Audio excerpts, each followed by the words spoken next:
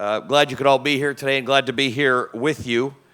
This is always one of the most exciting and frustrating weeks in New York because it's so hard to get around, but it's so great to meet so many people and to welcome so many visitors, and particularly on this day, it's great to turn my focus, after having spent so much of it with the United Nations and at various summits and conferences and at the Clinton Global Initiative, to get back to a topic that's so close to my heart, being African-born, to be with you today for Africa Tourism Day.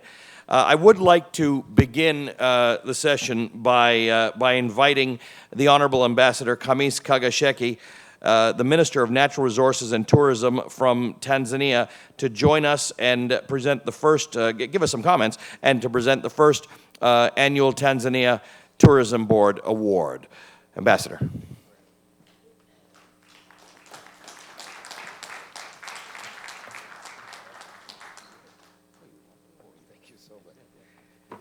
Yep. Thank you very much, Mr. Ali Velshi. Your Excellencies, Honorable Ministers, distinguished guests, ATA Board of Directors and members, New York University faculty and students, friends, colleagues, ladies and gentlemen. On behalf of the United Republic of Tanzania, the Tanzania Tourist Board, and the Tanzania National Parks, we are proud to be a sponsor of the Africa Travel Association's 8th Annual Presidential Forum on Tourism for the 5th consecutive year. Tanzania has played an active role in ATA since we hosted our first ATA Congress in 1998, followed by a second Congress in 2008, as well as Ecotourism and Cultural Symposium in Zanzibar in 2003. Tanzania has also led the organization as president for 3 times. Tanzania has continued to be active in ATA because we believe that ATA has played an important role and continues to do so in the fast-paced growth of tourism, especially from the United States, by providing us with diverse opportunities to promote our destination. For this reason, we are here as sponsor to show our continued support of ATA's ever-expanding global reach in promoting tourism to the continent of Africa. This spring, we announced a milestone. Tanzania reached 1 million tourists, a little bit over 1 million, and a dramatic 35% of increase of the American market. A major factor, we thank you very much for your efforts. A major factor contributing to this growth is the increased air access to Kilimanjaro Airport in the north, Arusha, the safari capital of East Africa. With the new direct flights of Turkish Air and Qatar, as well as an increasing number of well-known North American hospitality brands expanding into Tanzania, such as Four Seasons, Hyatt, and Hilton. Another key factor is that we have stepped up our promotion in the travel industry through our joining last year the United States Tour Operator Association and the relaunch of our Travel Agent University Tanzania Special Program in March, which in 6 months have already resulted in a record number of graduates, 444 travel agents who are newly qualified to call themselves Tanzania specialists. However, the most important reason why destination Tanzania is attractive to Americans and tourists all over the world is the fact that we are safe, secure, and a peaceful destination. As you all know, this fact was highlighted by President Barack Obama's visit to Tanzania last June. And now, it's my honor, together with my colleague, Ambassador Liberata Mulamula, that is Tanzania's recently appointed ambassador to the United States, who actually should be here shortly because she is in another engagement with our president this morning. I wish to recognize, as we do every year, the strong support Tanzania has from the travel industry in the United States. This year, the Tanzania Tourist Board's Award program, which recognizes the contribution and support of the private sector in the growth of tourism, marks its 13th anniversary. The awards were launched at the 8th Congress in 2000, and in keeping with the tradition of announcing the awards at the ATA event, we would like to take this opportunity to present 3 of our 2013 Tourism Award recipients. The first award for the tour operator, South Western Circuit Award goes to Africa Travel Incorporated, represented here by David Schwenk.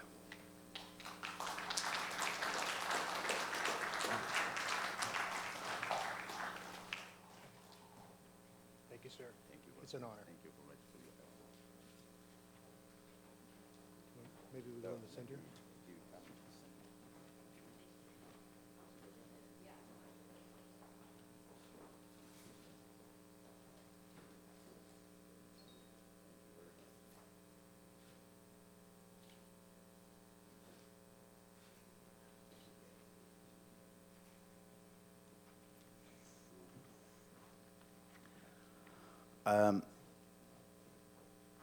That's it?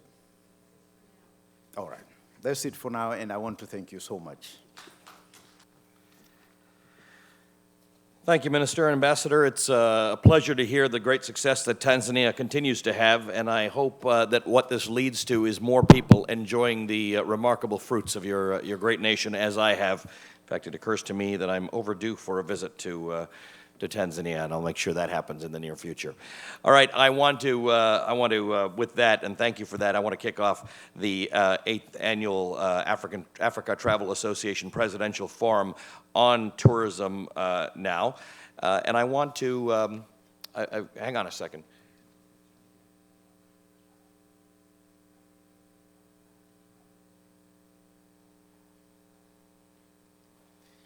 I want to invite the President of Uganda, who has joined us now, I believe, is that correct? Yes? To the stage to join Dr. Yao Nyarko, the Director of Africa House, Professor of Economics at New York University, and Edward Bergman of the Africa Travel Association.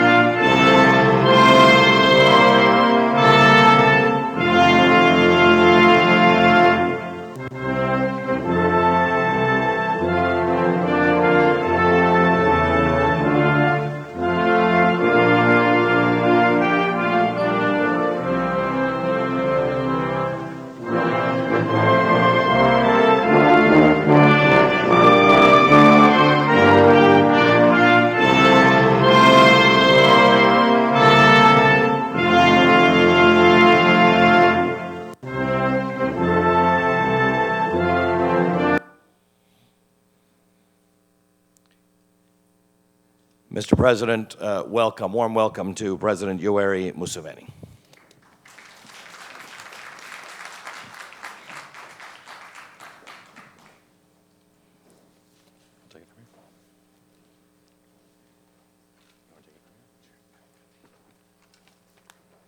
Well, thank you very much, Ali, and thank you for being with us and moderating this session from year to year and your commitment to tourism in Africa. We're most grateful.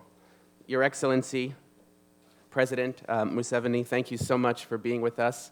This is truly a major testament to your commitment to sharing the importance of the travel and tourism industry, not only in your country, but throughout Africa, and we're honored to have you with us. Your Excellency, honorable ministers, distinguished guests, ATA Board of Directors, members of the media, NYU faculty, students, ladies and gentlemen, welcome to the ATA Annual Presidential Forum on Tourism in partnership with NYU's Africa House. This is the 8th year that we're co-organizing this event, which was started in 2006, working closely in partnership with Dr. Yao Nyarko of NYU's Africa House. Since then, almost 20 countries have participated in this event. This year is an especially important forum for us, as we are honored to have with us His Excellency, the President of Uganda. Uganda has been a very important country, partnering with ATA for many years as a member of the association, working in close partnership with your Ministry of Tourism. In 2004, Uganda hosted the ATA's annual Eco and Cultural Tourism Symposium, and our membership is anxious to return, hopefully in the near future. Today we have an impressive group of African dignitaries who have joined us, who we'll be hearing from throughout the course of the program. We're honored to have with us the Honorable Minister of Tourism from Tanzania, who we just heard from. Thank you, Minister, for your partnership. We're also honored to have with us the Permanent Secretary from the Ministry of Tourism from the Gambia, who's also a partner. Thank you, PS, for being with us and your delegation. We were scheduled to have with us the Honorable Minister, the Cabinet Secretary for East African Affairs, Trade and Tourism from the Republic of Kenya, who unfortunately cannot be with us today in light of the tragedy. Our hearts and prayers are with the people of Kenya at this moment, and we're confident that Kenya will show the world that tourism will always be a priority, and the tourism industry will stand by the people of Kenya. Welcome, ambassadors, members of the diplomatic community. Allow me to also recognize some of our partners and sponsors. We're most grateful to the 2014 International Roots Festival in the Gambia for being a partner today and supporting the program, and of course the Tanzania National Parks and the Tanzania Tourism Board. Arik Air, the official carrier and media carrier for the upcoming 38th Annual World Congress for the ATA in Cameroon, and our media partner who will be organizing the Young Professionals program later on in the afternoon, Applause Africa. We also welcome the ATA Board of Directors who are with us, and thank the ATA team for their immense support and participation. We have a short video that we'll show on ATA, but I think what we'll do is we'll is the videos ready? Okay, so I think we'll show the video, and then we'll continue on with the program. Thank you. The Africa Travel Association. We know Africa. We are the premier global travel trade association, the leader of Africa travel and tourism, bringing the world to Africa and Africa to the world. We serve as a bridge between the North American market and Africa, aiming to increase tourism arrivals and investments on both sides of the Atlantic. Tourism is becoming an increasingly important global sector. From the north to the south, the east to the west, to the central regions, we work with the travel industry to promote and market tourism to the African continent. This association, the African Travel Association, which attempts to bring the American tourists to our country, is very important for our economies. That's why we're here. Africa is important to all of us in the world, and especially to those of us in tourism that's related to Africa. Our members include the public and private sector in Africa and the U.S., as well as a collective of young professionals interested in shaping and influencing tourism policies and opportunities in Africa. This afternoon, we're going to discuss media and how to leverage media to drive tourism and to promote brand Africa. We equip our members with the tools they need to attract tourism and foreign investment to their regions. We'll talk about 5 different things that I think can be your pillars of using social media. Through annual events in Africa and the U.S., we bring together industry leaders who shape Africa's tourism agenda. In an association like this, you are now our partners to enable us to touch the hearts of those people to come and see this product, Africa. The annual World Congress, our oldest and most successful event, is hosted each year by a different African country. We're very pleased to have our 37th annual Congress hosted in Zimbabwe, in Victoria Falls. It allowed the destination to showcase to our membership what was happening with respect to tourism, perhaps another side of what has been showcased by the international media.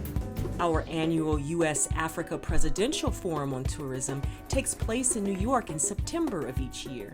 Tanzania is proud to be a sponsor of the Africa Travel Association's Presidential Forum on Tourism for the 4th consecutive year.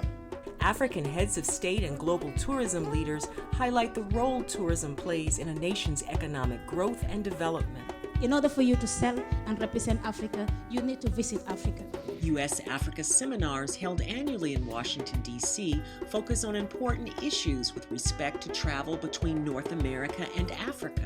In addition, we organize promotional and travel roadshows for African destinations and partner with various trade shows and events throughout the year to promote our members as well as Destination Africa. Be a part of the adventure, be a part of the future, be a part of the Africa Travel Association, the leader of Africa travel and tourism. So I'd like to welcome you all here again. I'm sure you've had earlier welcomes. My name is Yao Nyako. We're very privileged to have all of you here, and of course a very, very special guest. We have students, we have people from the community, we have a lot of people from the tourism industry, all gathered here today to hear about a very remarkable country. I was there a few months ago for, this is a country, Uganda, several months ago visiting. Those of you who have not been, I encourage you to go. Rolling hills, beautiful place. And today we have a champion of that country. It is a country which now stands tall, proud country, a country that's helping move Africa forward.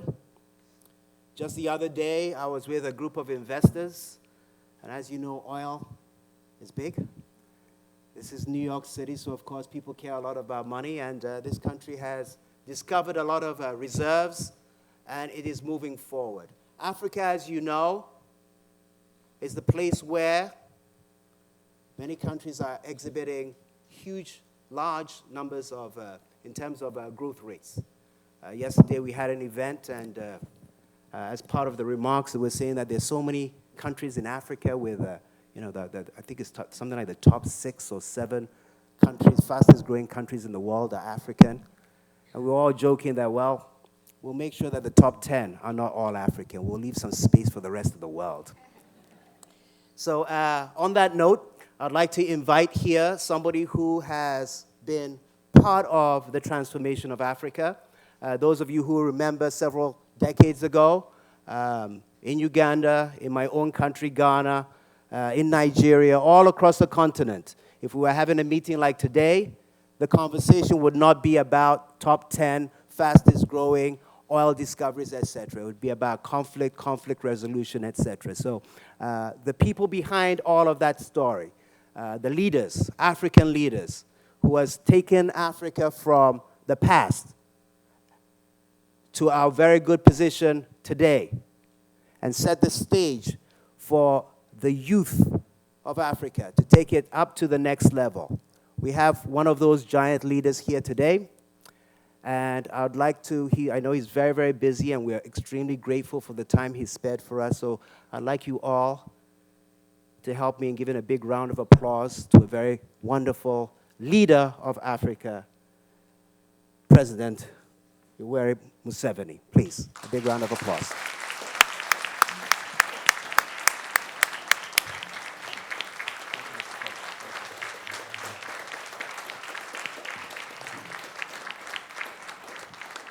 Thank you so much.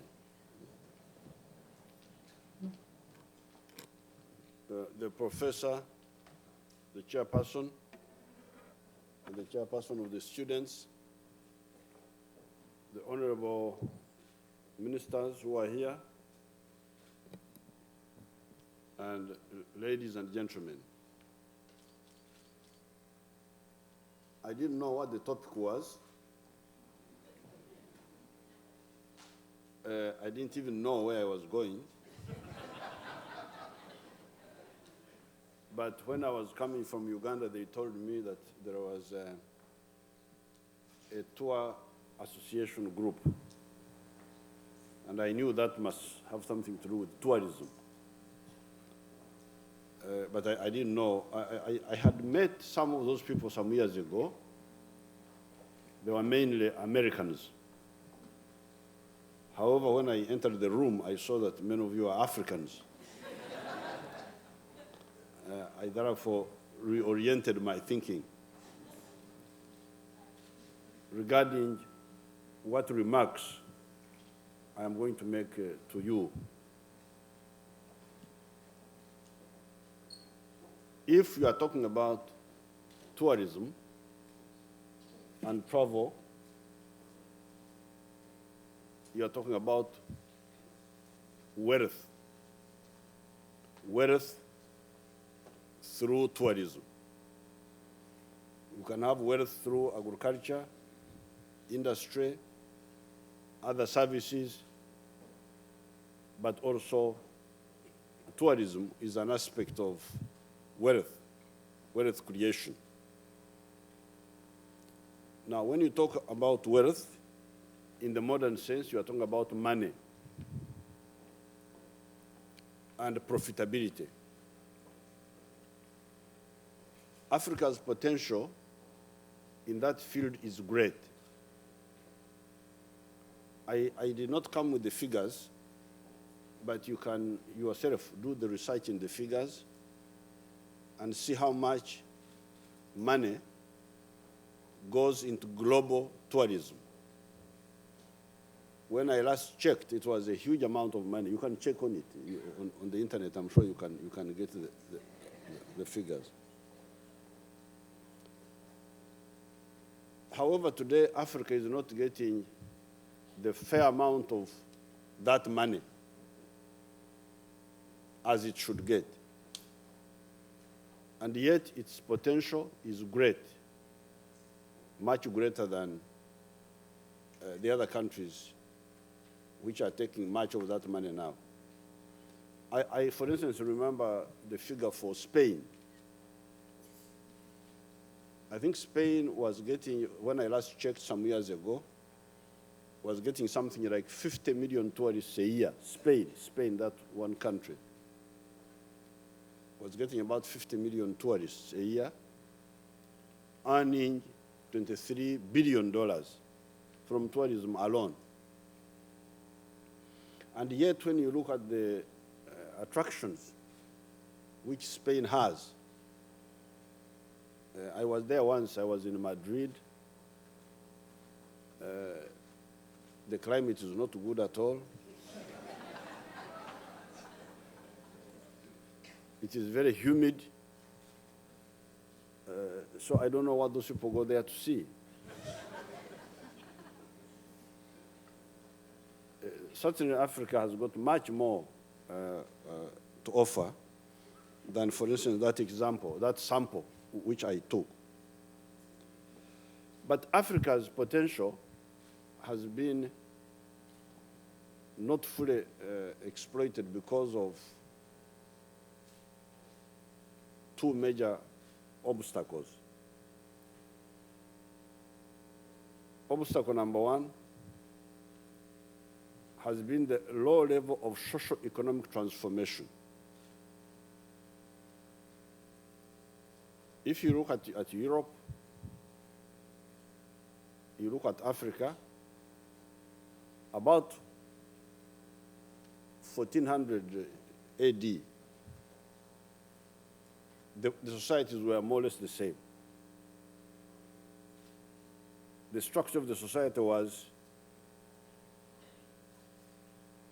you had the aristocrats, you had the artisans, the blacksmith and all that, and you had the peasants. That was the structure in Europe, that was the structure in Africa. However, if you go to Europe today, you will not find there peasants. They are no longer there. But in Africa, you still have a large portion of the population who are still peasants. Peasants means people who live by agriculture and don't do it in a commercial way.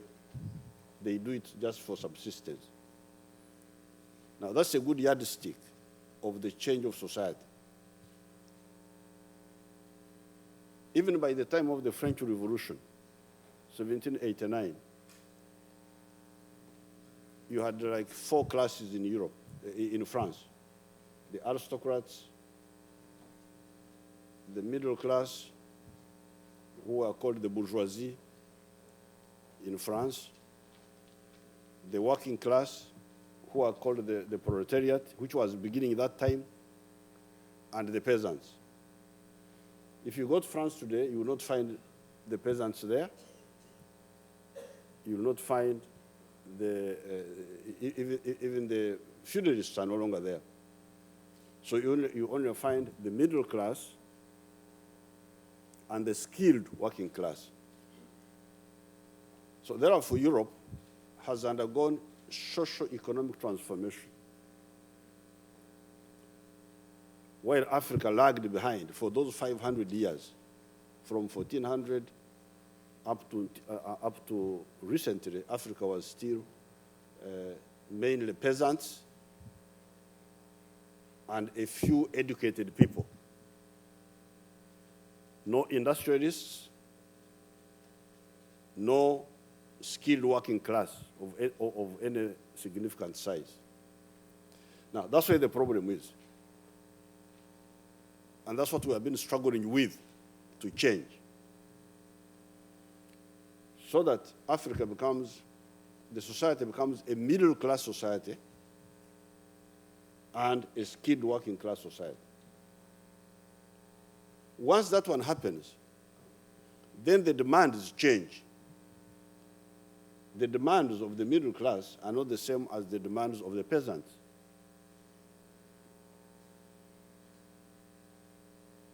And the demands of the middle class are big in terms of items they use in their homes, in terms of the services they want. It changes the whole scale of business. However, you cannot have socio-economic transformation, and this has been part of the failure, because we have wasted almost the last 50 years since independence. Ghana got independence in 1957.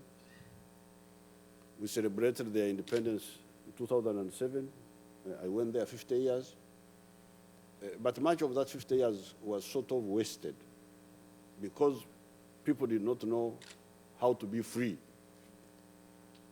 It was like the children of Israel when they were liberated by Moses from slavery. They spent 40 years in the desert wandering. They couldn't arrive in Canaan, where they were going. And yet Canaan is very near, it's not very far. So you wonder what they were doing in the 40 years.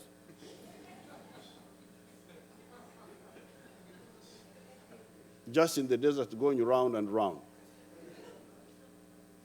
Now, that's what has happened. In Africa, there has been meandering, not knowing how to move forward. But this is not new. It's not unique to Africa. Even Europe had the same problem. You must have heard of the Renaissance. Europe was, there was the Roman Empire, which had brought quite a bit of civilization to the Europeans. Then it collapsed in around 450 AD. About that time, it collapsed because of internal weaknesses. And then for a long time, almost 1,000 years, there was total darkness in Europe, barbarism. Then around 1400, there was the Renaissance again, the rebirth of knowledge and wanting to learn and wanting to do, to invent things. But even after that time, it was not easy to move forward. the Europeans spent almost 300 years, even after the Renaissance, meandering, not knowing what to do. There were, for instance, 3 schools of thought. One school of thought believed in what they called bullionism. Bullionism meant these people thought that in order to develop, you needed gold and silver. That's why they use the word bullion. Bullion means something precious. So these people believed that in order for their countries to be rich, they had to get a lot of gold, they had to get a lot of silver, and in order to do that, they went to South America, killed all the Indians there, stole all the gold and all the silver, and they thought they were becoming rich. And Spain and Portugal excelled in that, in doing that. But Spain and Portugal ended up being the most backward countries in Europe. So that means they had failed to know what to do. Then there was another school of thought in France. They were called the physiocrats. These physiocrats believed that in order to progress, you had to concentrate on agriculture, because they believed that agriculture was the source of all the value. But of course, you know, agriculture alone cannot make you a modern country. So they were also mistaken. It was not until 1776, you can imagine, from 1400 to 1776, that's almost 300 years or something like that, when a man called Adam Smith wrote a book entitled The Source of the Wealth of Nations. He's the one who helped the Europeans to know what to do. He was able to tell them that no. It is not stealing gold and silver that will make you rich. After all, because you don't eat gold. It's not food, it's not... it is not agriculture alone that will make you rich. It is specialization and exchange that will enable you to progress. Let somebody specialize in something, and another one specializes in something else, and then you exchange what you have produced, you will progress better. That's why they call the writings of people like Adam Smith classical writings, because they helped to guide countries in Europe to move forward. So even we in Africa, we have been having a little bit of that meandering.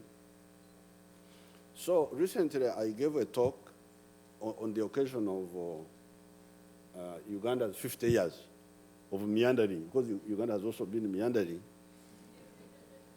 in the desert for 50 years. And I gave a talk trying to summarize what we think we have discovered. First of all, as I told you, whatever business you are talking about, whether it is tourism, whether it is manufacturing, whether it is agriculture, whether it is ICT, you need somebody to consume, to buy what you are offering. Somebody must buy it.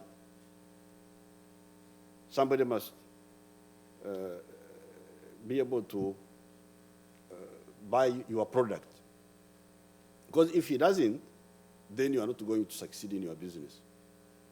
This is part of the problems of Europe now and the West. I think we have been having a little bit of a problem in buying. It seems your purchasing power has somehow suffered a setback. I don't know why. I have not gone into the details. But that's what I hear. So whatever business you are doing, you need a transformed society. You need a middle-class, skilled working class society. But how do you get that? Our experience because your professor told me that he wanted to know our experience, the experience of Uganda. We are a bit lucky because we have been through all this. Uganda has seen a lot of problems. We lost 800,000 people killed by governments between 1966 and 1986. We lost a lot of time. There was a small colonial economy. You know, when the Europeans were in Africa, they had created some small economies, sort of modern, small. But that rich colonial economy was destroyed completely by our leaders, Idi Amin and some of those leaders. So, but we have now recovered, and we are moving.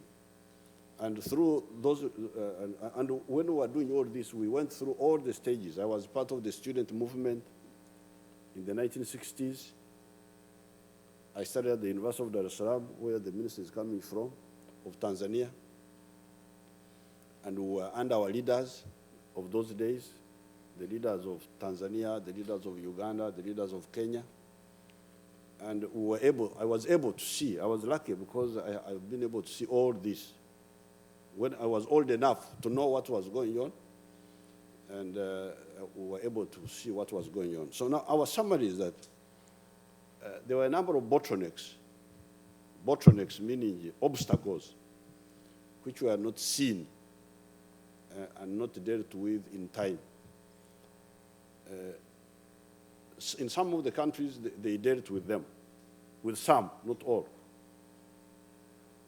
One of the bottlenecks was ideological.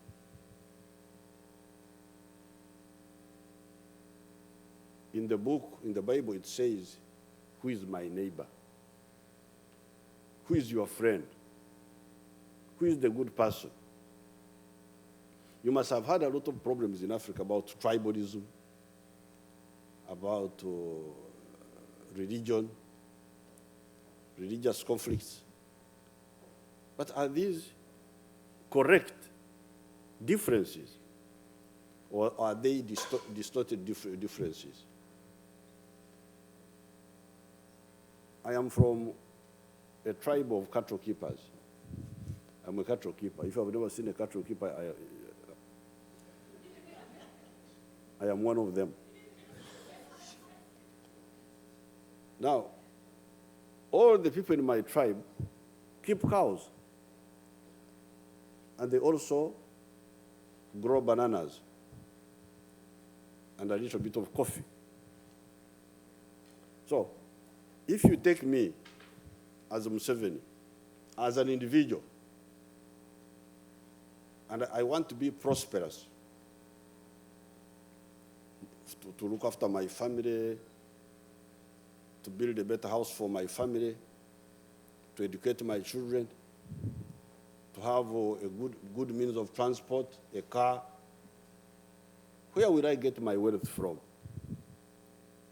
I will get my wealth by selling because I produce milk, and I produce beef, and bananas, and so on. But my neighbors in my tribe, they also do the same things like I do. Therefore, they cannot buy from me, and I cannot buy from them. So what use are they to me now?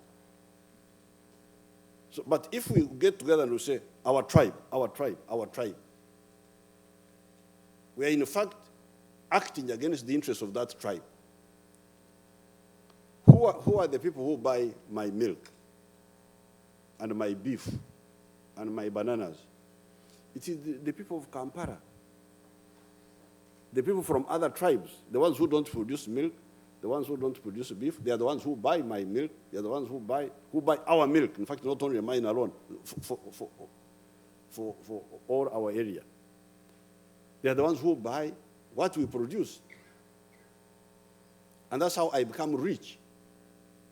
And I'm able to solve my personal problems before you talk about the problems of the whole group.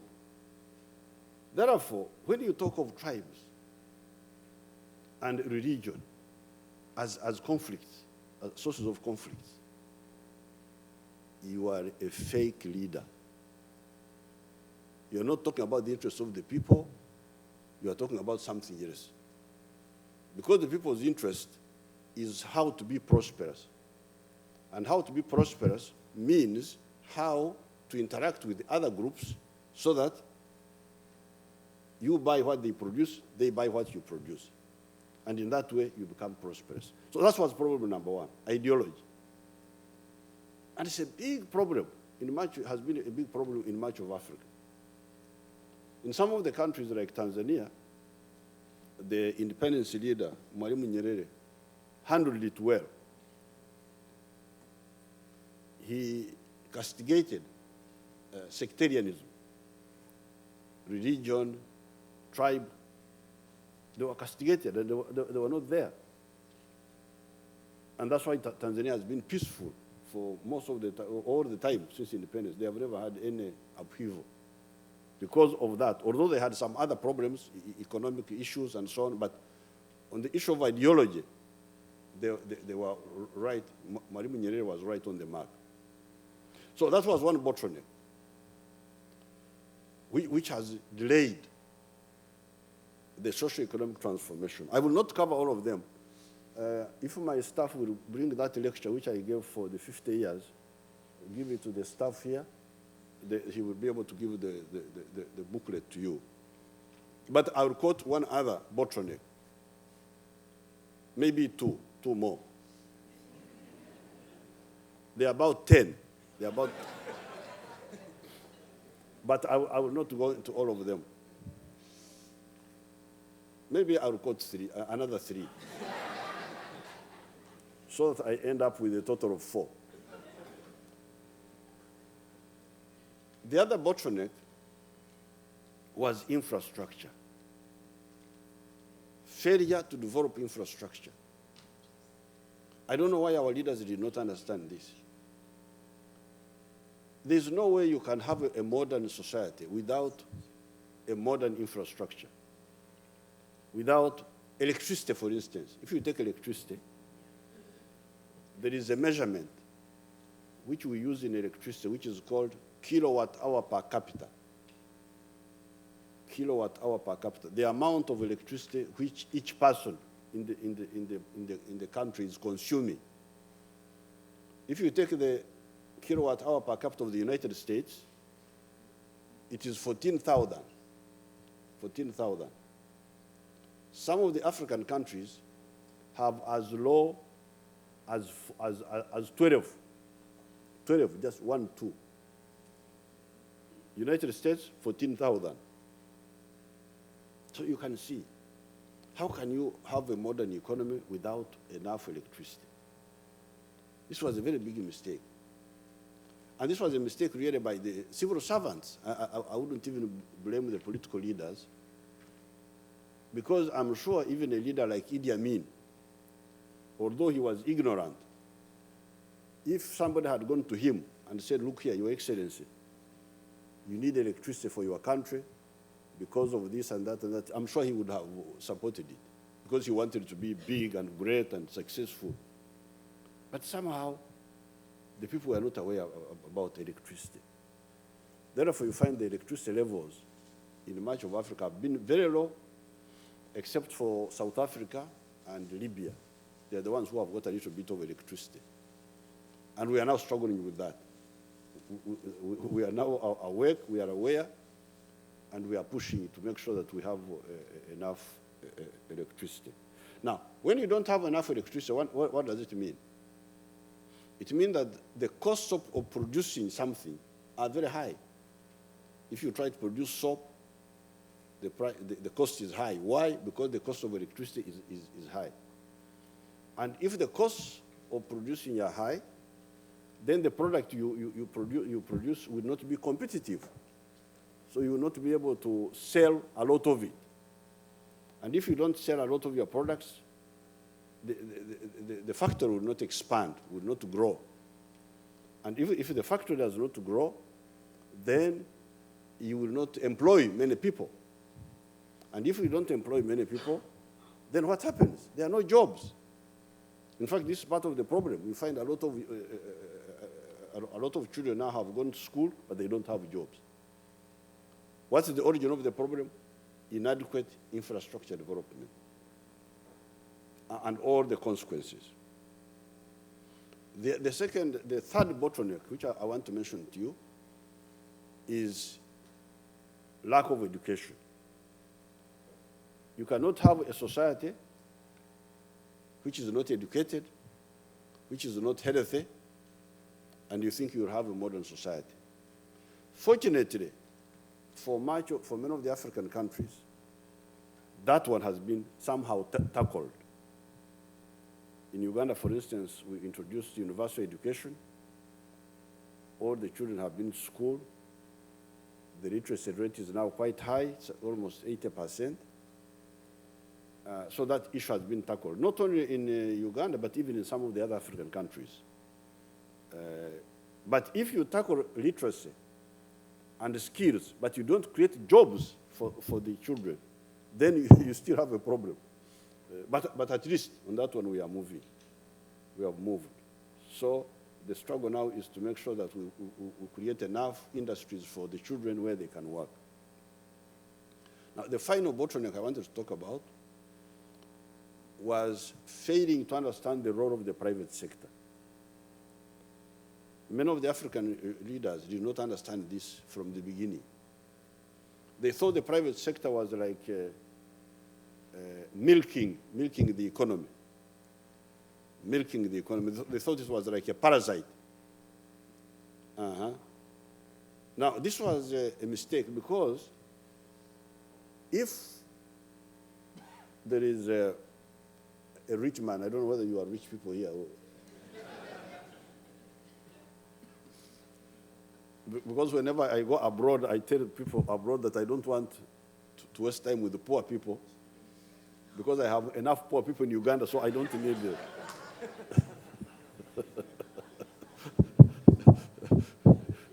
I don't need poor outsiders. Now, if we have got a rich man who comes and establishes a textile factory in Uganda, even if you own that factory 100%,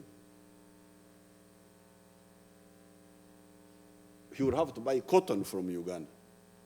Now, this cotton, he will buy it from the Ugandans, and he will pay them money. And suppose this factory earns $100 million a year, gross. Who will share that money? Some of the money will go to the cotton farmers because he will have to buy cotton from them. Some of the money will pay salaries. Some of the money will pay for electricity because the man will not come with his own electricity. Some of the money will go to buy water. And he will also pay taxes. Therefore, out of the $100 million which he earns for his factory, maybe only 15% will remain with him as profits. 85 million will come to Uganda. But it will also create jobs. It will expand the tax base. The government will have taxes, which it can use to do other things. Now, but our leaders did not understand this. In the case of Uganda, Idi Amin went to the extent of expelling the Indians who had come from India and who were very active in our economy. He expelled them because he thought they were sucking the economy. But in fact, they were not sucking, they were actually creating money for the economy. So this was a very big mistake. But fortunately, now it has been understood in much of Africa, and it has been corrected, and we are moving forward. So therefore, since you are interested in business, but through travel, through tourism, don't look, because that's part of the problem. We find that people look at only one angle, travel, travel, travel. But travel, you must look at the whole society. Africa will benefit more if we can achieve socio-economic transformation so that the whole society changes. Then all the parameters will change. Now, finally, on the issue of tourism itself, the one you are interested in, travel, Africa is a huge continent. It is 11.7 million square miles. That is like putting the United States, China together, India, and Brazil. You can combine all of them and put them inside Africa and remain with spare space. So therefore, when you talk of travel, oh, Africa is the place to go. From Alexandria to Cape Town by a direct plane, a modern plane, it will take you 11 hours. 11 hours of flying, continuous. So that's what Africa is. From Alexandria is in Egypt. I saw in your film here the pyramids. So from Alexandria to Cape Town, it will take you almost 11 hours in a modern plane. From Mombasa to Dakar, it will take you another 9 hours by plane. Now, this is Africa. Now, that Africa is a plateau. It comes from the coast and rises up to the center, where you have got high mountains. Now, Uganda, fortunately, is right at the center of that plateau. The altitude in Uganda is 5,100 meters above sea level. You therefore find permanent snow right on the equator. Not only in Uganda, even in Tanzania, you get a mountain like Kilimanjaro, 19,000 feet above sea level. In Kenya, Mount Kenya. So, these attractions are tremendous. The wildlife is incredible. I don't think you can find it anywhere else in the world except in Africa. The mountains, as I've said, on the equator, the freshwater bodies, like Lake Victoria, like the River Nile, the climate, the weather. Like in Uganda, at night, it's about 15 degrees centigrade. During the day, it is always between 22 and 28 degrees centigrade. In Uganda, we don't know anything called air conditioning. We don't condition air for anything. We neither warm it or cool it. Just enjoy the weather as it is, the atmosphere as it is. But when I travel, air conditioning is a big problem. In some places it is hot, so you must cool the air. Other places it is cold, so you must warm. Of course, if you want to freeze, you can also freeze in Uganda. You go up to the mountain. If you go in the mountain, you will freeze there. But that will be voluntary. So therefore, and then the cultures of the people. These African people, they are the most ancient. You are all Africans, you know that. All of you came from Africa. All the human beings started in Africa. There were no other human beings in other parts of the world until 100,000 years ago. So all of you who are not Africans, you are all diaspora from Africa. But we who stayed there, we have been there for the last 5 million years. And we have got a huge, very great culture, language, foods. If you come and eat our food, that's why these Africans are very tall. I don't know whether you have seen some of them. Very tall. They can play basketball for you. Because they eat unique foods, which are very nutritious. For instance, there's a food called millet. Millet is the only cereal not the only, one of the few cereals that has got protein, has got carbohydrate, and has got iron. This rice, which you eat so much, I don't eat rice myself, unless I'm forced to eat it. Like now, when I'm here, I'm forced to eat rice and eat bread also. So I'm under punishment when I'm here eating all this food. Otherwise, at home, I eat bananas, I eat millet, because millet is very rich. It has got carbohydrate, it has got iron, it has got proteins. One of the few. So all that is available. The wildlife, the terrain, the water bodies, the climate, the culture, and the heritage of the people, they are all available. So if you want to, unfortunately, I didn't come with the pictorials. I hope my group came with the pictorial books. If you didn't bring them, then you wasted space on the aircraft. But since there is a linkage now, the embassy will have to bring them.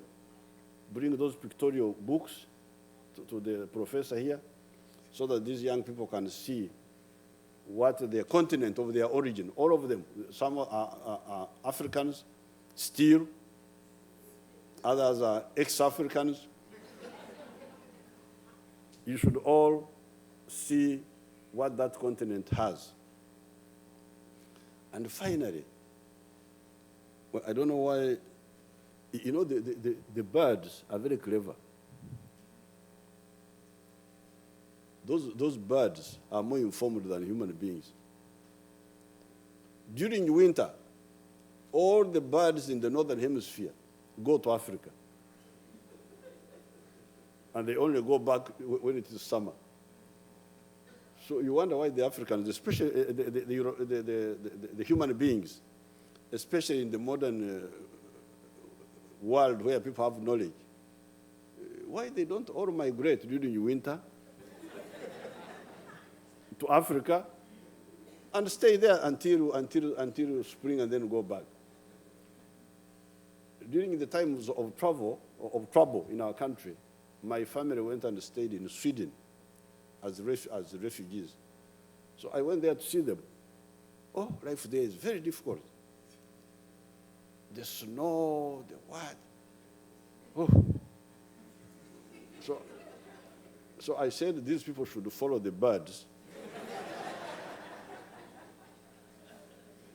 Come and stay in Africa for the winter, and then go back in the summer and they can work.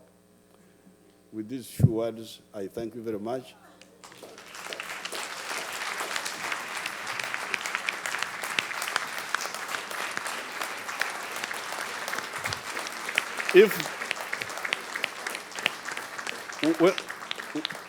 When you invite me to speak, you do so at your own risk. You are the ones who invited me. I didn't invite myself. So if I have taken much of your time, it is your fault. You are the ones who invited me. Thank you very much.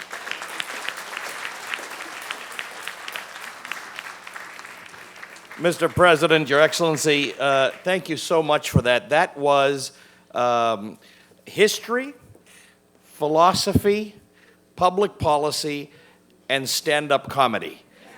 And I have never seen that combination before from a national leader. You would, if you didn't tell anybody who you were, and unfortunately you've been president for some time, so everybody knows who you were, but it would be a fun exercise for you, sir, to show up at one of the best comedy clubs in New York one night and do this. And you would win regardless of who you were. The Ugandan delegation would like to present you, sir, with a gift. I have with me New York University student Diana Sarah. She is a recipient of the Oprah Winfrey Women's Leadership Scholarship.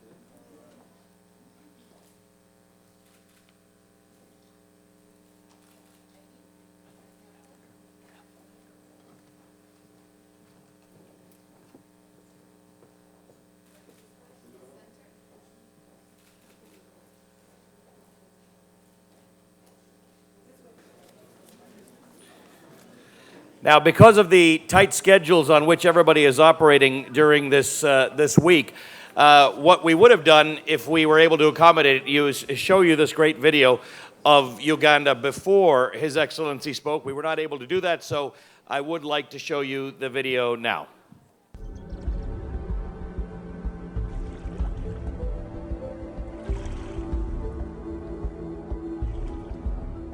Is it the undulating hills of the west or the plain savannas of the north? Is it the gushing waters of the Nile or the massive fresh waters of Lake Victoria? Is it the thick rainforest of Bwindi or the numerous lakes that dot the country? One could say any or a combination of all these and more merged to create the unmatched beauty of Uganda, a country that mesmerized the first visitors and was thus called the Pearl of Africa. Uganda is a country of 30 million people located in the East African hinterland. A delightful place with its welcoming diverse people and cultures and an agreeable warm climate. Entebbe International Airport is the main gateway to the landlocked country for an international traveler. It's currently served by 16 international airlines which operate scheduled flights to and from Entebbe, serving all major international destinations worldwide. The airport also offers connection to the rest of the region due to Uganda's geographical location in the heart of Africa and is an excellent entry point, particularly to the Great Lakes region. It is well equipped with state-of-the-art safety standard facilities to handle both local and international flights. The airport staff are on hand to handle passengers on arrival. Entry into Uganda requires a visa, which can be obtained on arrival at the airport or at various Uganda missions abroad. Members of the COMESA countries do not require a visa to travel to Uganda. Once in the country, Uganda is served by a well-maintained network of roads that will take a traveler to any of the varied destinations. An African safari merits a spot on your itinerary when you're traveling to Uganda. With 9 national parks and several game reserves, each has its own ecological uniqueness and is found in a different part of the country. Murchison Falls National Park is Uganda's largest park. It is 3,840 square kilometers of untamed African savanna bisected by the mighty River Nile. It's named after the gushing waters of the Murchison Falls and has by far the biggest number of game. On a morning game ride, one can see graceful giraffes and encounter members of the Big Five basking in the African sunshine.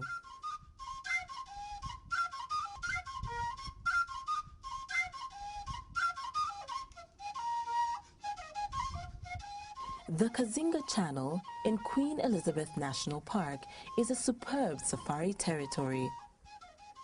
Almost 100 mammals and a remarkable 606 bird species call this park home. Most can be seen along this waterfront.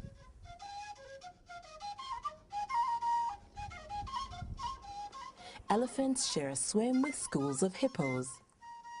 A dazzling variety of water birds can also be seen here.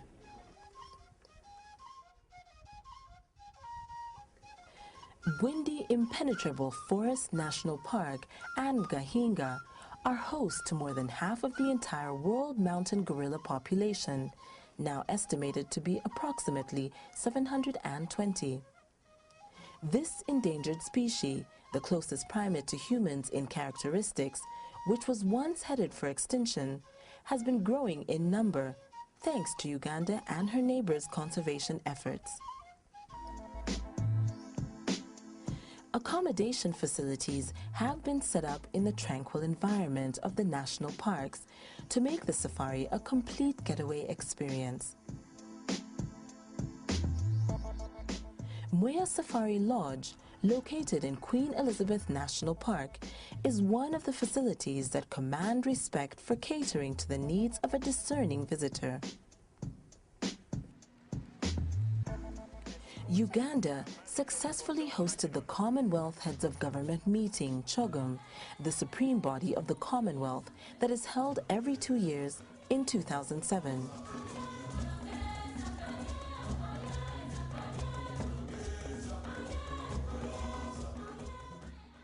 As part of the preparation for the event, the country experienced unprecedented investment in the hotel and hospitality sector. It now boasts some of the best facilities in the region for hosting international conferences and events. Kampala Serena Hotel hosted the opening ceremony of CHOGM. It's a 5-star, 152-room hotel whose architecture takes inspiration from a central water theme.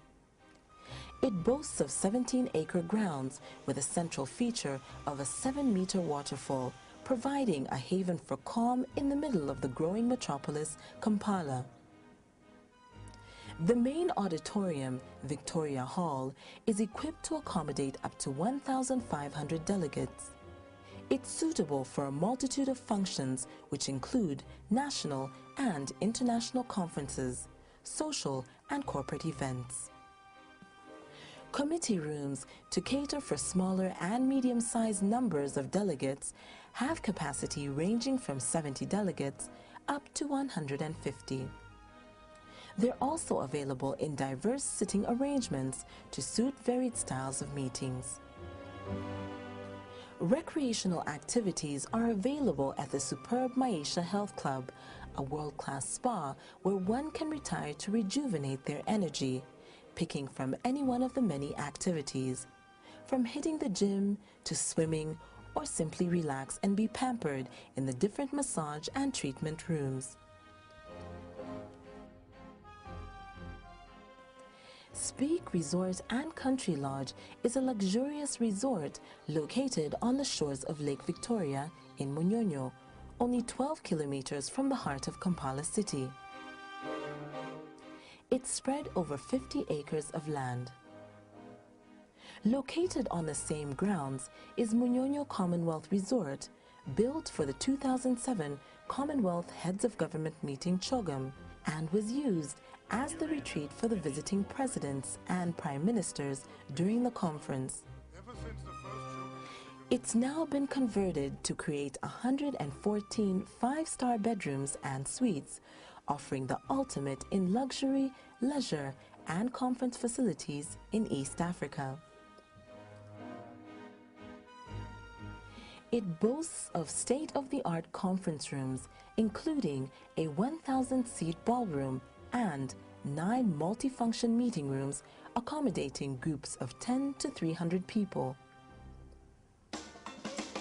Just 45 minutes drive from Entebbe International Airport, within easy reach of Kampala's central business district, is the Kampala Sheraton Hotel. A variety of conferencing facilities are available here, from the 2 executive boardrooms for up to 12 people to the Renzori Ballroom, which accommodates up to 450 people. The hotel boasts of up to 218 well-equipped guest rooms, which include royal suites and classic rooms, among others. All rooms are designed to be comfortable retreats for the busy traveler. Under the Imperial Group are 2 hotels located in the tranquil Entebbe town, only 7 minutes drive from Entebbe International Airport. The Botanical Beach has 229 sleeping luxury rooms and a convention center. A perfect place for a retreat with facilities overlooking the magnificent Lake Victoria. Imperial Resort Beach Hotel is a 5-star hotel built on 27 acres of land on the shores of Lake Victoria. This ideal meeting point has 181 rooms on 4 floors and extensive conference and banquet facilities, 24-hour restaurant and bar facilities. Other internationally renowned brands like the Hilton Hotel have seen the potential in the Ugandan market. The first Hilton Hotel in Uganda, Hilton Kampala Hotel, is under construction. Furnished apartments for short-term stay and those seeking a more homely environment are available in the various parts of the city, Kampala. Prices differ according to one's spending power. Local and international cuisine are in plenty in the many restaurants dotted around the city. Kampala, the capital city, is one of the most secure places to live, which explains the vibrant nightlife and entertainment.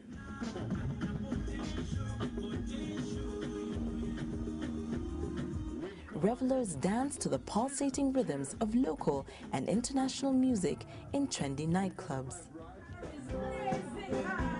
The local music scene is alive with young talent being recognized and appreciated.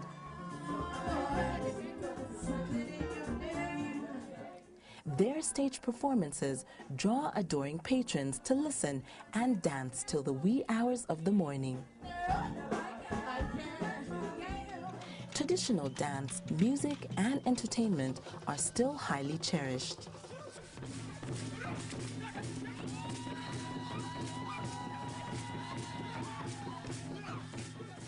Places of worship and historical significance are abundant for those seeking spiritual retreat, like the Namugongo Martyrs Shrine, a place of meaning for a lot of Christians.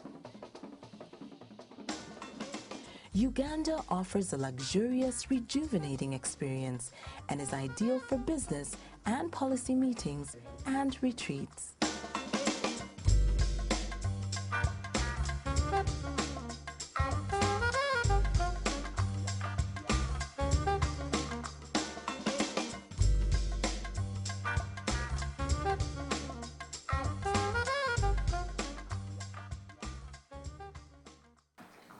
So we're heavily represented on the East African side today. You just heard from His Excellency, and prior to that, we heard from Tanzania's Minister of Natural Resources, and I'm representing the country of my birth, Kenya, today, which is a great country. It's had a very, very, very troubled last week, but it is resilient and will come back strongly. I want to invite the Honorable Ambassador Kamis Kagasheki, the Minister of Natural Resources and Tourism of the United Republic of Tanzania, back to the stage. He has got a couple more Tanzania Tourist Board awards to present. Minister.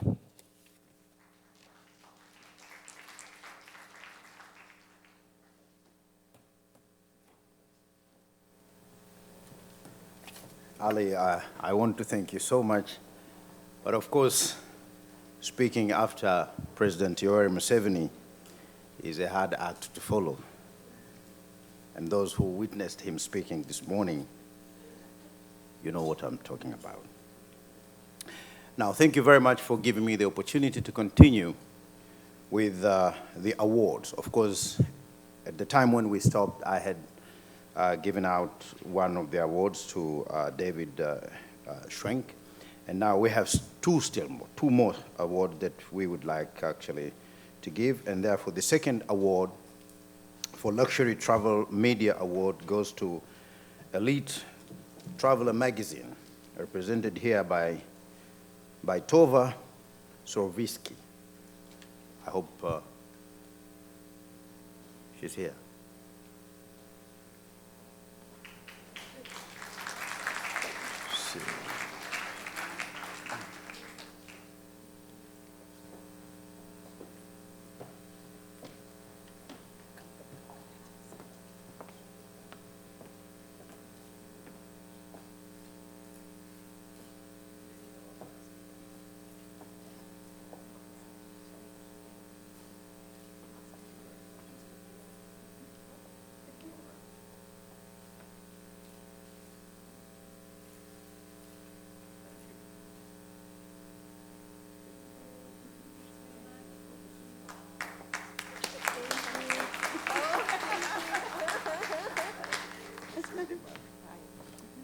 The third award for Tour Operator Product Development Award 2013 goes to Africa Adventure Consultants, represented here by Kent Redding.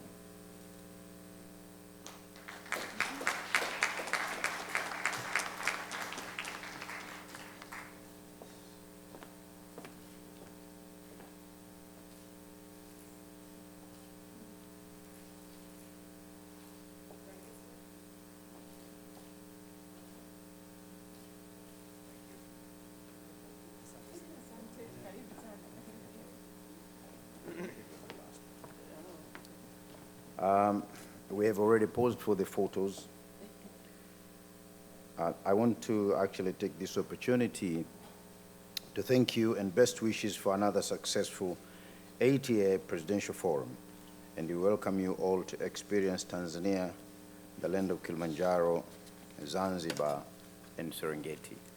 Ali, I want to thank you so much, but also I will actually be doing myself justice not to thank Eddie Begeman, the Executive Director of ATA, who has actually received me very, very warmly. I want to thank you so much.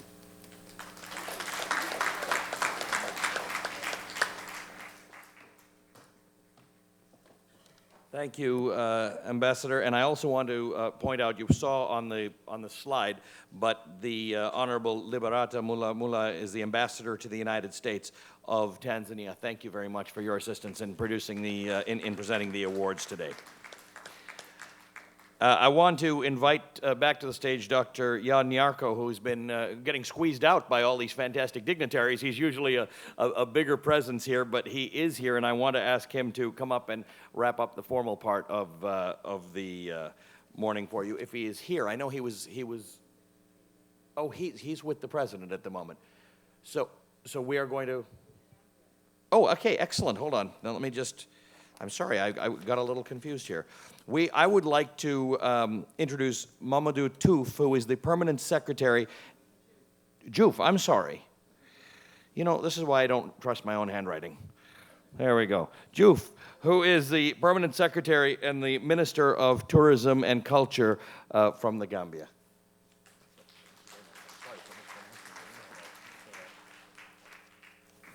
Thank you very much, Mr. Chairman.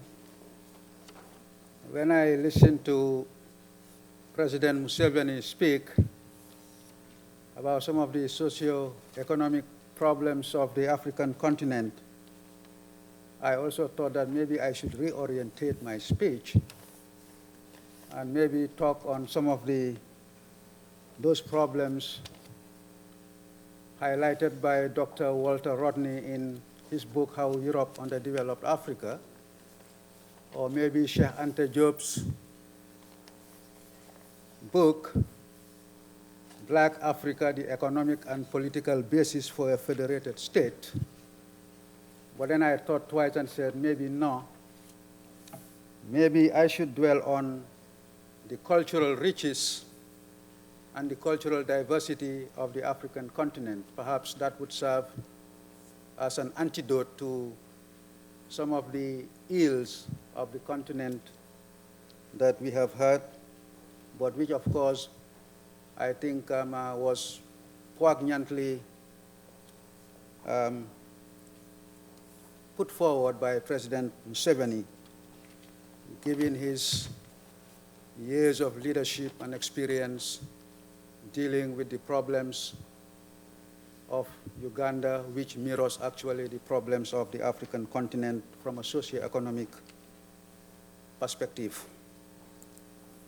However, this morning I would rather take another route, take the cultural route, and share with this August gathering here this morning on an international festival that seeks to bridge the gaps between Africans on the continent and those in the diaspora. A festival that serves to forge close ties a festival that serves to highlight and showcase the diversity of African culture and Gambian culture in particular, but also the unity that underlies that diversity. The Republic of the Gambia, located on the west coast of Africa, as I earlier highlighted this morning, with a population of 1.5 million people and a landmass of 11,000 square kilometers, one of the smallest countries in Africa in terms of its size, but also one of the giants of Africa in terms of what it has to show in terms of the diversity and riches of its culture, and also in terms of the peace and tranquility that it has always exhibited throughout since the Gambia gained independence on 18th of February 1965. The Gambia has since 1996 been organizing what is known as the International Roots Homecoming Festival, taking its name from the book that the late African-American author Alex Haley published in the early 70s, which subsequently was transformed into a television miniseries that kept the entire world glued to their television sets. And his story, which is, of course, the story of millions of Africans in the diaspora, peoples of African descent, tracing his ancestry back to the small village of Jufure in the Gambia, where his ancestor Kunta Kinte was caught as he was chopping wood and put in chains, kept at Fort James Island, which has now been renamed Kunta Kinte Island, transported to the island of Gore, where many like him then began a journey of hell to the New World. And when Alex Haley wrote that book, the village of Jufure became a center of attraction and was put in the international spotlight. And hundreds of thousands of African Americans began the journey back to the village, tiny village of Jufure that Haley mentions in his book, Roots. So as a result, since 1996, the government of the Gambia has been organizing the International Roots Homecoming Festival, and we have in this very room some of those people from here who have in fact made that journey back to the Gambia to attend the festival. The festival is a showcase of the cultural diversity of the Gambia, as well as the other African nationals that are resident in the country. And it is a potpourri of diverse cultures, which in essence kind of postulates the Gambia's belief in the promotion of cultural diversity, because it is only through understanding the diverse cultures of the world that peace and understanding can flourish in the world. And the Gambia is a shining example of the promotion of cultural diversity, because a small country, 11,000 square kilometers, 1.5 million people, but over 8 ethnic groups with different religions coming from different tribes, but also coexisting peacefully without any conflicts, no wars whatsoever. I think it's a shining example of what promoting and accepting cultural diversity can bring to a nation. And this is why, on a biennial basis, the Gambia continues to propagate this festival, which seeks to do exactly that, to promote the cultural diversity of the Gambia and of Africa. The 11th edition will be held from the 9th to the 17th of May, 2014, and this is why we are here with the Honorable Minister for Tourism and Culture, who unfortunately is unable to be with us here because she is also part of the presidential delegation to the United Nations General Assembly. But this is a festival that we invite all lovers of art, culture, as well as peoples of African descent who want to reconnect with their roots to come home and be part of this great festival that has been established solely to kind of build the bridges between Africans on the continent and those in the diaspora. In the United States, we have a number of promoters who are actually helping to promote this festival. Some of them, you will find their contacts actually on the flyers that we have at the back, as well as you will also get some DVDs.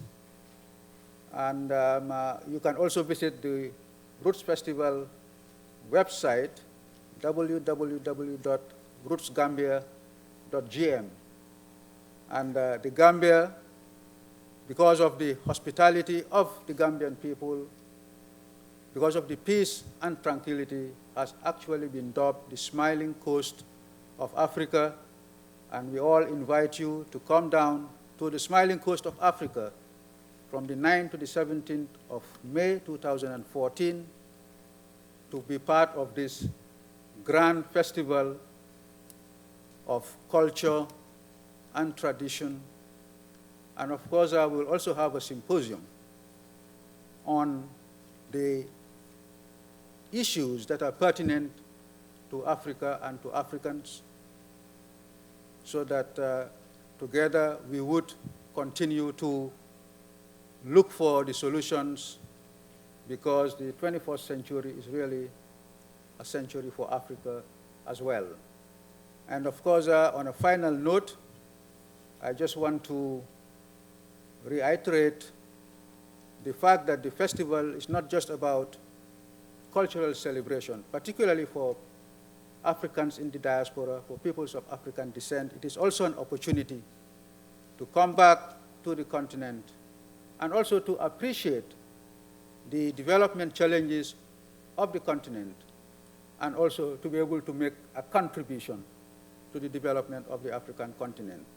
Since the start of the International Roots Festival, we have seen contributions from Africans in the diaspora to the Gambia in terms of education, people coming to teach in our schools, in terms of doctors, people coming to work in our hospitals and clinics, in the area of infrastructure, and the list goes on. So that it is not just a cultural celebration, but I think it is also an opportunity for people to come back and make a contribution to the development of Africa. Therefore, you're all invited, and the program is varied and diverse, ranging from visits to historic monuments and sites, to carnival procession of different dances, different music, as well as even an African gala dinner that showcases the rich and diverse culinary delicacies of Africa. It is also a time when we do give awards to distinguished Africans who have made contribution in one way or the other to the development of the African continent. So this is a program not to be missed. And the dates are 9 to the 17th of May 2014. To conclude, I would like to take this opportunity on behalf of the Honorable Minister to thank Mr. Edward Bachman, Executive Director of the Africa Travel Association, and your able team, Angela Jero. I crave your indulgence. I cannot go into all the people that make it happen at ATA, but we in the Gambia, we continue to recognize the important contribution that ATA continues to make in development of tourism and travel to Africa. And the Honorable Minister has asked me to convey her sincere thanks and appreciation for inviting us to this presidential forum and for giving us the opportunity to also showcase the 11th edition of the International Roots Homecoming Festival, and we wish to thank you very much. I thank you all. Thank you very much.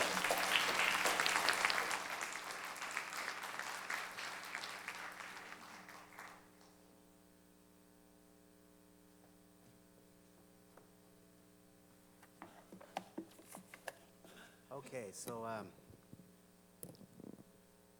Ali Velshi had to leave. I think he has to go on a business, on a TV program. So I think Eddie and others were looking for somebody to replace him, and they figured, you know, Ali is bald, I am bald, so, you know,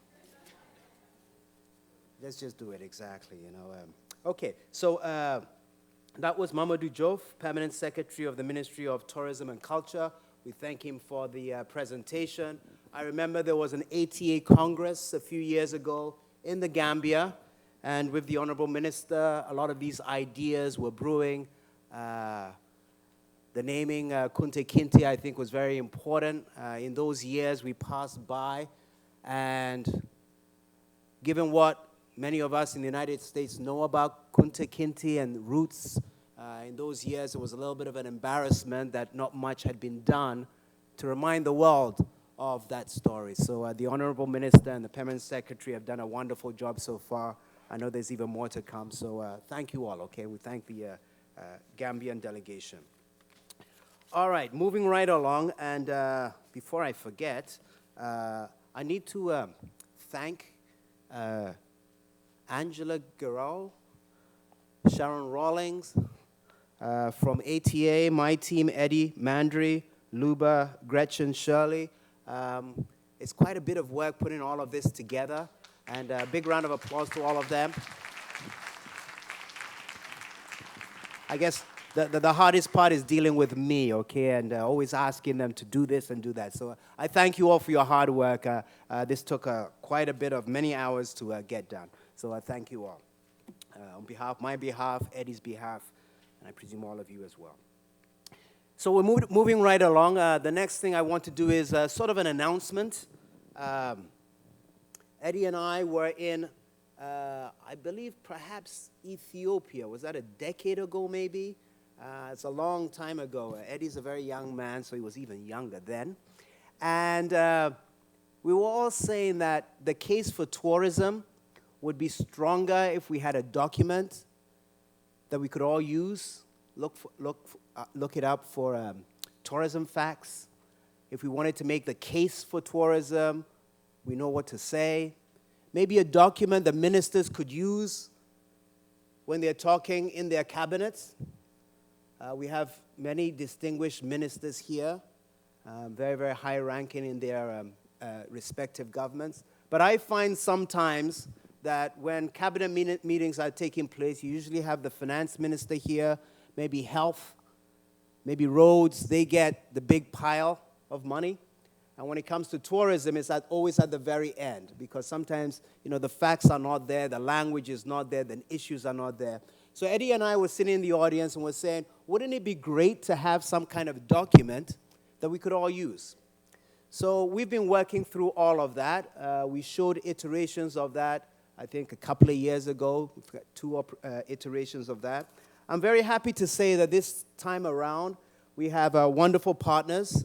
The African Development Bank has decided to partner with us, Africa House, Africa Travel Association, and the African Development Bank to put out a document to do exactly that. So let me first, is BJ and the African Development Group here? BJ Koko, could you please start? Maybe come up. Mr. Louis Kwaku, Mr. Ivo Injosa. If you are here, please come up to the podium. We spent many, many, many hours together, emailing. Come up so that you can be recognized.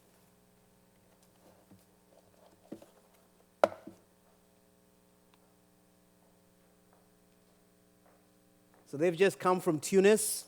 So if they look a little bit tired, I don't know if it's a jet lag or me worrying them with editorial changes and do this and do that. Please come up. Thank you very much. Have a seat there for a second. Good to see you. All right.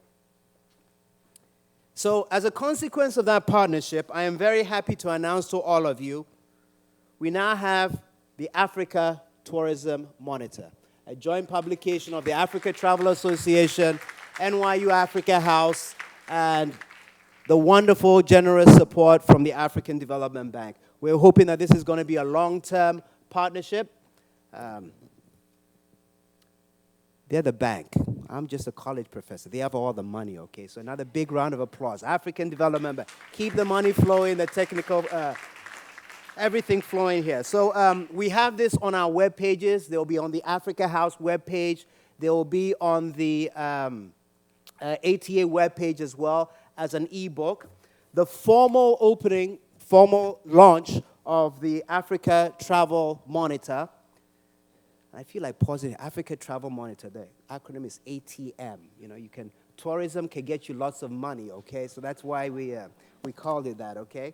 So as many of you know, the Africa Travel Association will be having its annual Congress in the Cameroons, October 16th to the 21st. I hope to see all of you there.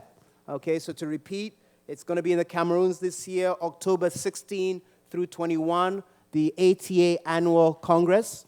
And at that event, we will have the formal launching of ATM, okay? In the meanwhile, we have electronic copies. They are on our web pages, as I said. It's a beautiful document. I'm sort of flipping it through here. Lots of pictures, lots of statistics, lots of issues, some key tourism facts. Africa's international tourism arrivals grew by 37 million in 2003 to 63.6 million in 2012. A very big increase. Of course, there's a lot more to go. His Excellency Yoweri Museveni mentioned something about Spain. We'll get there. International tourism receipts in Africa total $43.6 billion in 2012. Morocco, Egypt, Madagascar are bouncing back. Seychelles, South Africa, Egypt showed double-digit growth in arrivals. Other destinations, Cameroon's up by 35%, Tanzania up by 24%, Cape Verde 13%, Seychelles 7%. Those are bright spots. Direct travel and tourism employment in Africa totaled 8.2 million in 2012. That's direct employment. There's, of course, a lot of ancillary employment, indirect employment, etc., which is not captured here. In this document, we discuss things like, wouldn't it be great to have one visa? You go into one African country, you can use that same visa for other African countries. Yes, please applaud. In the document, we talk about airlines, travel, air, the air routes. Again, His Excellency, the President, spoke about infrastructure. He spoke about electricity for the tourism world, of course, airlines, airports, links. We need to bring the prices down.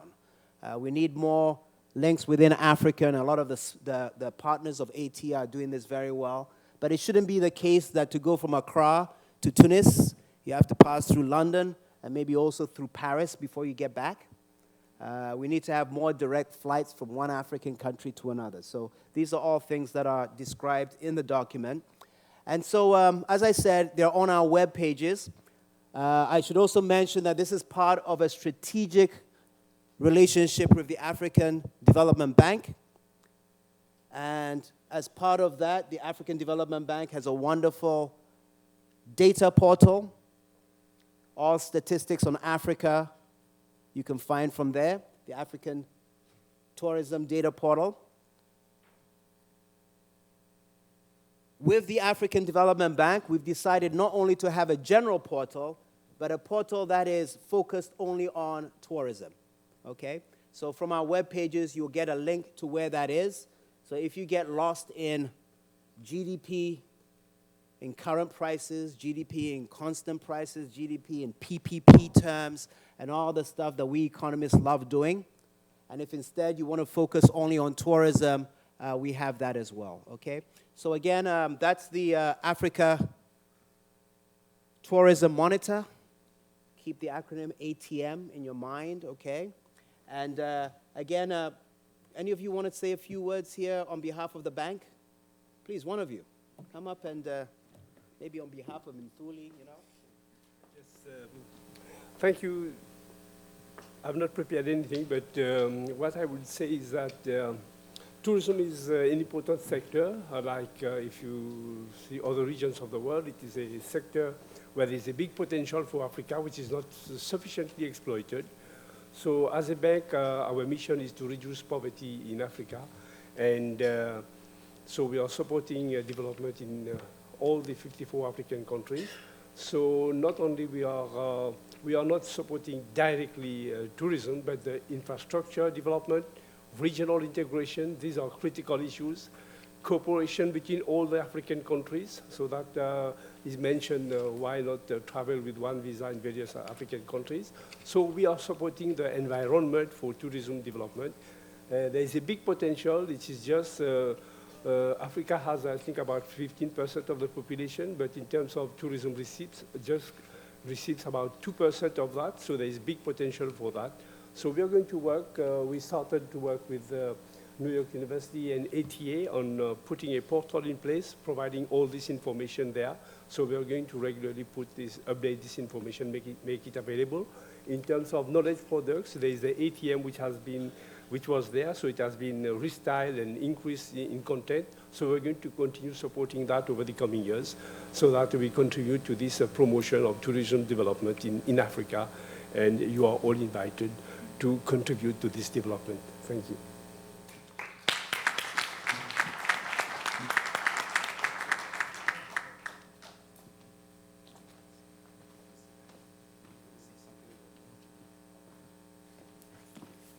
So again, it's been a wonderful partnership with the African Development Bank. We've enjoyed working with them. It's been very hard as we've gone through all the iterations, but on behalf of ATA and NYU Africa House, we wanted to thank the bank for its support. We think tourism is extremely important, so we thank the three of you for working with us, and please communicate to your the bosses, the president, the chief economist, that we're extremely grateful for everything you do. So again, thank you all so very much.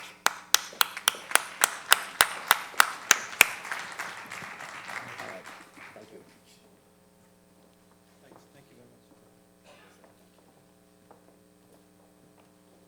All right, so I think I'm done my job. I think we finished the morning session. Are there any other announcements, Sharon? There is the Young Professionals Forum, and I think we have time for networking. Anything else I should announce? All right, we're great. So again, thank you all for coming. Thank you for supporting the event today. Thank you for your hard work in the tourism sector. And please network. Please go to the Young Professionals event, and thank you all for coming.